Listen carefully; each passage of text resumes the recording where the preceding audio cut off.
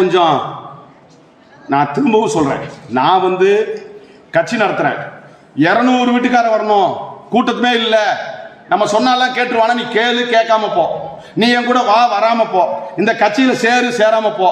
நான் போராடுவேன், நான் சாகுறேன், ஏதோ ஒன்று பண்றேன். ஆனா ஒன்றை மட்டும் தெரிஞ்சுக்க, யாருக்காவது உண்மையிலேயே சூடு, சொரணை, வெக்கம், மானம், மரியாதை யாருக்காவது இருக்குன்னு நினைச்சீங்கன்னா உடனடியாக நீங்க தமிழ் புலியில சேர்ந்துருக்கு.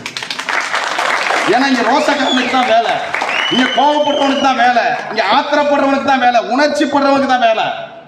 உணர்ச்சி வசப்படுறான். நாகை திருவிழா உணர்ச்சி வசப்பட்டாரு. ஆமா பட்டாரு. உணர்ச்சி இருக்கிறதுனால நான் உணர்ச்சி வசப்படுறேன். உணர்ச்சி இல்லாம ஜடமா நான் யோசிச்சு பாரு. நம்மளாம் சேலை நல்லா கட்டுறோம், வேட்டி துண்டு நல்லா போடுறோம். கேட்டா பெரிய அதான் நம்ம எல்லாம் கார விடுன்ற என்னென்னமோ இவனா சொல்லிக்கிறான். அது ஒண்ணு இல்ல, தெரு கூட்டிட்டு தெரியுவான். அவன் பாட்டு நான் கவர்மெண்ட் வேலைக்காரன்னுவான். நான் கவர்மெண்ட் வேலைக்காரன் போராட்டத்துக்கு வரக்கூடாதுன்னுவான். அவன் பார்க்கறது கூட்டுற வேலை, அது கவர்மெண்ட் வேலையா, போராட்டத்துக்கு வரக்கூடாதான். தமிழ் பிள்ளைகள் நீங்க போராடிக்கங்க. எங்களை நேர்ந்து விட்டுருக்காங்கல்ல, ஆனா உண்மைதான், எங்களை நேர்ந்து தான் விட்டுருக்காங்க.